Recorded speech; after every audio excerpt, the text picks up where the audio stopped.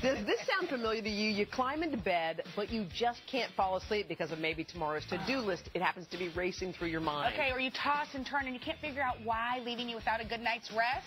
Well, next week is Sleep Awareness Week. So here with the solutions to some common sleep problems is the Director of Sleep Medicine at Meridian Health, Dr. Carol Ash. Hey, Carol, how are you? Dr. Carol, how are you? Okay, this is not just for us. This is a common problem. How many people aren't getting the sleep they need? Jenna, most people aren't getting the sleep they need. I mean, all of us, we have busy schedules. We have, daycare needs, all the demands and expectations that we have on us. So upwards of 60 to 80% of people. Everyone says 8 hours is optimal. What can you get by on? What's a good number if you can't get 8?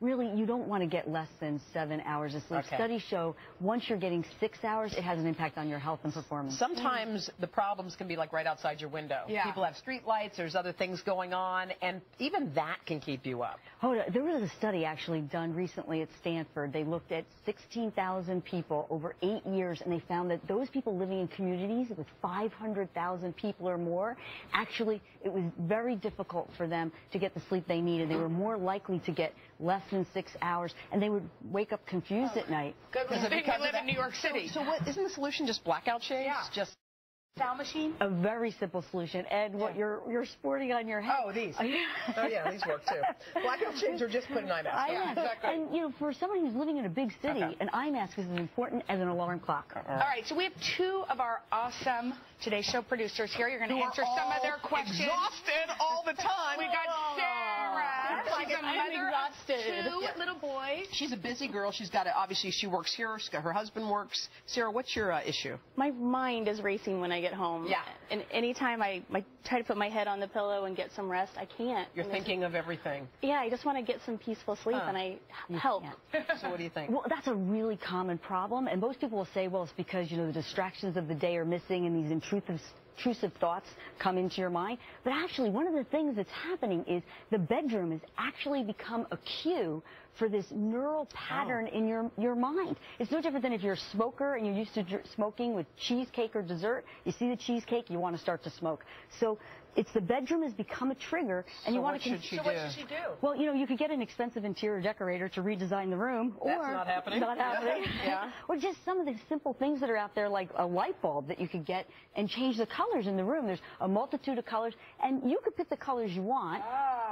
So you could have, it'll change the ambiance. It does change your mood. I have to say it every second. Exactly. I mean, you could have some romantic time in this color, too. Wow, that's pretty cool. All right. Any other? Wait, Sarah has one follow-up. What about, my friends have suggested taking, like, Dramamine or NyQuil or Benadryl. They actually have a NyQuil that just puts you to sleep. It doesn't have the stuff in it. You know what? Those medications, what they do is they will help you with some sedation, but the problem is they have side effects. And what people are doing when they reach for those pills is they don't believe that they themselves, with these simple techniques, can control the process. Exactly. How do you feel, Claggett? You feel better? I'm going to go back to sleep. All right, we have Gerard here. Why don't you step right here, Dr. Ash? Gerard has some issues, too, because your shift changes. Yes, it changes. Tell us. Tell her. I try. But I work early mornings and overnight sometimes. So I want to know, how do you adjust your sleep schedule accordingly when it's constantly changing? Yeah, good. Well, that's a problem because many of us have non-traditional work schedules, and what you have to do is come up with fatigue countermeasures unless you're going to get a new job, and that's not realistic for most people. Exactly. They're a keeper. So there's something you could do called a coffee nap. What happens after consecutive hours of wakefulness, adenosine builds up in the blood. That's what makes you feel sleepy, and caffeine actually blocks that.